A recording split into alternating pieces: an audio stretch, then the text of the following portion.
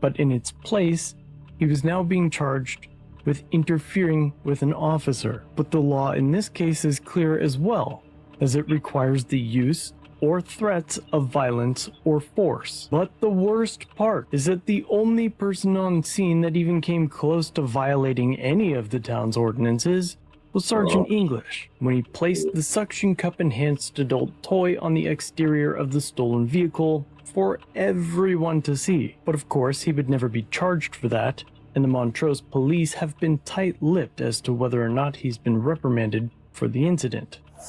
Isn't that crazy? Like, he actually was acting disorderly in that display, that obscene display. Yet he cites somebody. You know, this is kind of really the insanity of this 1984 society that we're in these days. It's kind of sad and sick, but let's see where we're going. She's gonna go pull that guy over. You gonna take it? What? Yeah, but he's also. Yeah, this officer got it right. Salute to him, and we need more like that. But here's the thing: the guy, Sergeant English, has rank over these other people. So if he made the decision to go and tackle, well, that's his decision.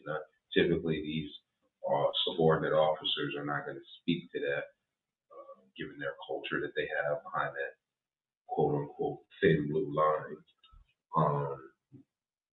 But he got it right. It is his right.